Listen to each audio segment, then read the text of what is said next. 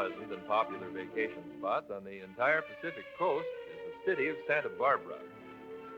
In the center of town is the county courthouse, a splendid example of Spanish architecture that has been called the most beautiful public building in the country. The clock tower is open to the public. The legend over the impressive arch reads, "God gave us the fields, the arts, humanity, buildings, cities." A short drive from the courthouse brings you to Mission Santa Barbara, founded in 1786. Guided tours are conducted every half hour through this, the queen of the California missions.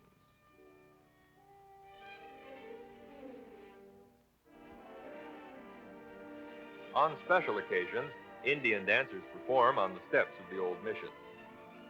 These Pueblos, Navajos, and Apache youths do the traditional feast dances of the Pacific Southwest.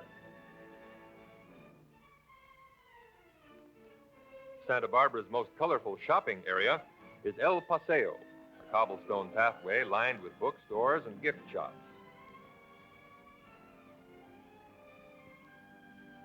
You can enjoy an outdoor lunch served in the main patio. Santa Barbara's biggest event is La Fiesta, the old Spanish days, held every August. Gaily costumed horsemen parade through the streets.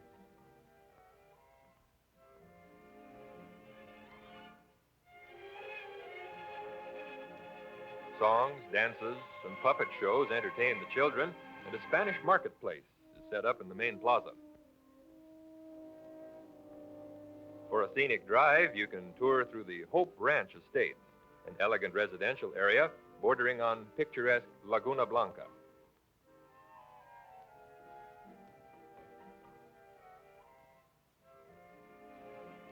Most of the summertime activity centers on Santa Barbara Harbor, a quiet stretch of water protected on one side by Stearns Wharf. You can rent paddle boats and sailboats right on the beach.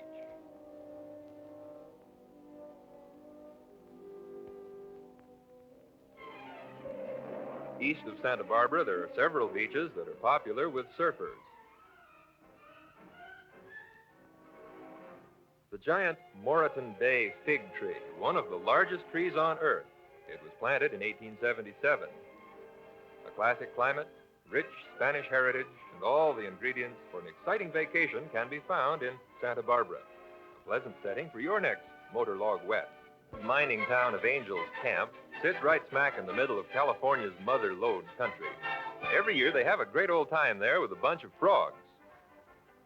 The idea is to see how far the darn things will jump. Anyone can enter a frog as long as it's at least 4 inches from nose to tail. If he jumps far enough, the long-legged critter can win his owner $1,000. The owner can jump, holler, hoot, or even pray, as long as the frog isn't touched. The Frog Jumping Jubilee is the mainstay of the Calaveras County Fair. There's plenty to see and do, especially for the kids. About the only modern touch to the whole shindig is the quick draw contest, where electronic timers clock a man's speed with a gun down to 1/100th of a second.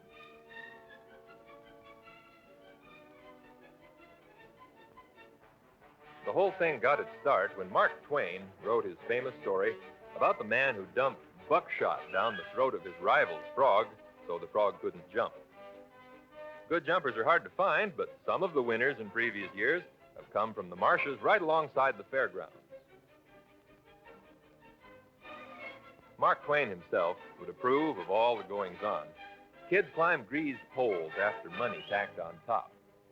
They can also win prizes in a Tom Sawyer whitewashing contest or a pie-eating contest.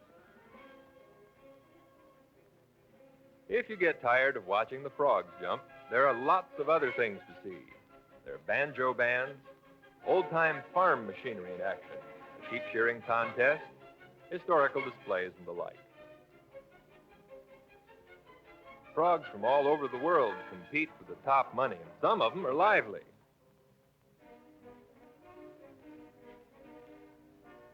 And then again, some of them ain't. the loggers and woodsmen get a chance at some prize money, too. If you can throw a double-edged axe straight enough, or chop a log in half quick enough, you can win some pretty fair prize money. Our 3A camera crew discovered that some of the city folks don't even know that this fellow is a blacksmith. The world's record frog jump is just over 17 feet. The frog is actually permitted 3 jumps from the starting circle to the place where he lands on his 3rd hop. The judges measured very carefully. Come on up to Angel's Camp and have a look for yourself. It all happens around the end of May each year. All aboard for a ride on Super Skunk, the last regularly scheduled steam train in Northern California. Super Skunk is operated by the California Western Railroad over a scenic 40-mile route along the Noyo River through the redwoods of Northern California.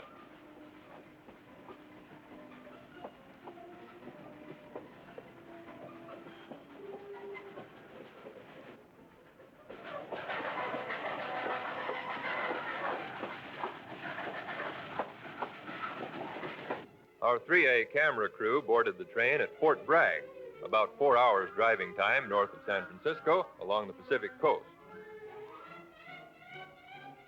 The old-fashioned locomotive was originally put in service in 1924 on a logging run in Oregon. It has been completely reconditioned for its new role, hauling passengers. Number 45 and its 4 coaches make a round trip between Fort Bragg and Willits every day during summer months and on the weekends in the fall. The train twists its way through high mountains, crossing 32 bridges and trestles, going through 2 tunnels. Passengers spend their time enjoying the scenery, counting the railroad ties, or just watching the tracks disappear into the distance.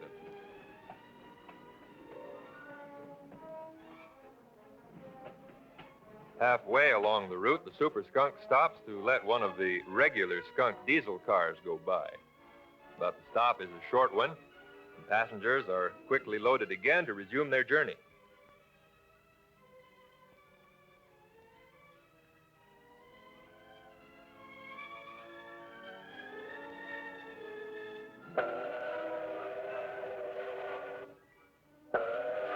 One early traveler reported that the run of the skunks twisted and turned like a snake with a green apple bellyache.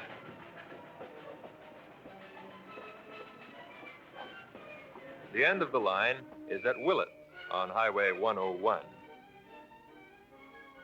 Watch your time. The return trip leaves shortly after lunch. And passengers hurry on board to get the best window seats. Under a full head of steam, the Super Skunk is on its way again. Each leg of the trip takes about 2.5 hours.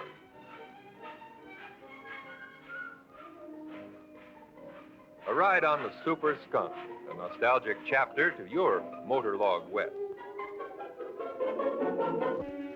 Driving through the scenic coastal area south of Monterey, you come to the hilltop setting of one of the man-made wonders of our time, San Simeon, perched like some mythical castle overlooking the Pacific. This fabulous estate, built by William Randolph Hearst, is now a state historical monument and is open to the public.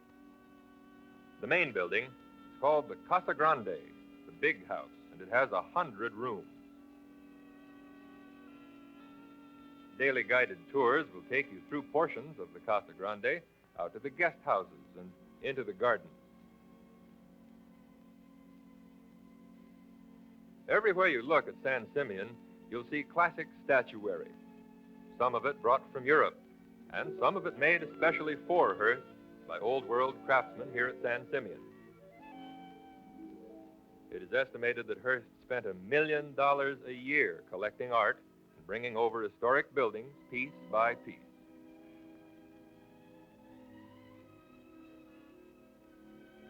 The Neptune swimming pool is one of the most beautiful in the whole world. Italian craftsmen took 3.5 years to complete the intricate mosaic work used in the pool itself. The large fountain statuary, which faces the ancient Greco-Roman temple, represents Venus rising from the water. The pool holds 250,000 gallons of spring-fed water, big enough even for the large groups which Hearst entertained here. Inside each room is a treasure house of paintings, silver pieces, carvings, art objects of many types and of many periods.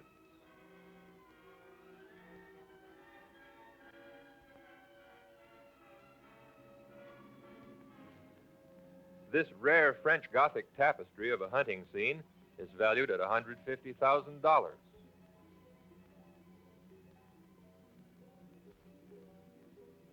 A few zebras grazing about the grounds are all that remain of what was once the largest private zoo in America. Hearst, shown at age 35, made San Simeon his headquarters. Here he ruled his empire of newspapers and magazines. This bedroom is in one of the castle towers. It was not unusual for Hearst to invite 30 or 40 guests at a time. They slept surrounded by such wealth as this ornate gilt ceiling.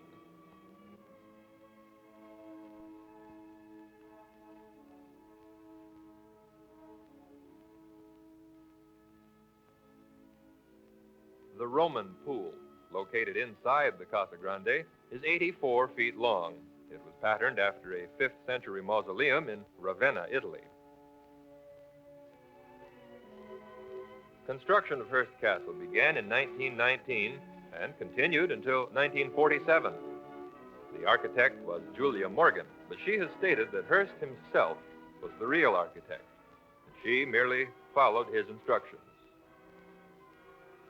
Hearst thought of his castle as a shrine of beauty, and he brought to it art objects from European palaces and monasteries, a fabulous collection of Old World culture. There are several tours of the castle. The upstairs portion was originally closed to the public, but is now included in the tour program.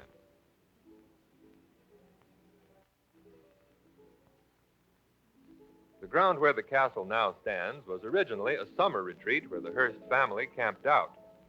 Located in the Santa Lucia mountain range, the property owned by the family at one time totaled 275,000 acres. In building the Casa Grande, the guest houses, and other portions of the castle, Hearst is reputed to have spent $30 million.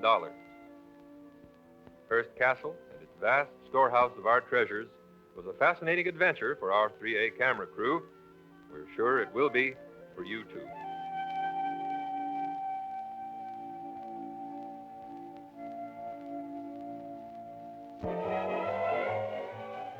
Golden Gate Park is both a front and a backyard to the city of San Francisco, a showplace of natural beauty, art, and culture to attract visitors, and a place to take the children any day of the week.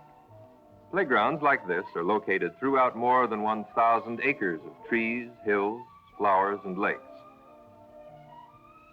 Near where the kids play are museums, golf course, tennis courts, and a stadium for professional sporting events. The park is all man-made. 100 years ago, far-sighted San Franciscans began planning their oasis within a city. And winding through it all, paths for safe bicycle riding, for hiking and horseback riding. Just over a hill, another generation bowling on the green, displaying the skill learned from their fathers in Europe.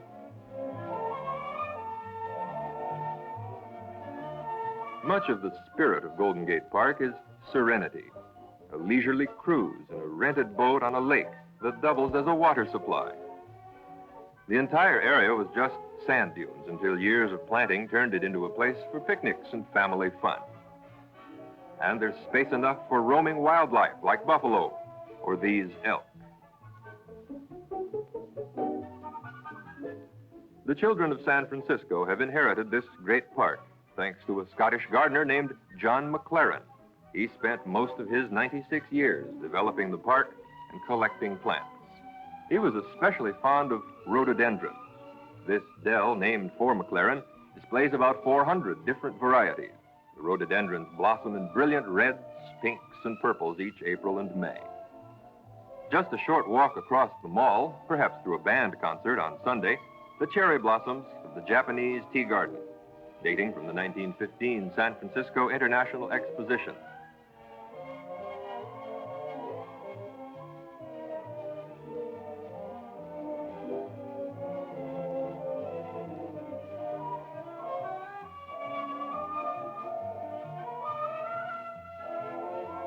A wing in a nearby museum housing the famed Brundage collection of Oriental art has picture windows overlooking this perfect reproduction of Japanese gardens and a pagoda.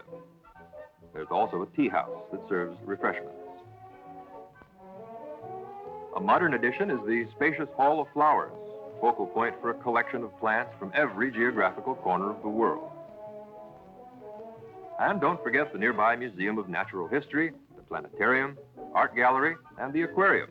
All this in Golden Gate Park's 1,000 acres, offering 1,000 answers to the question, where should...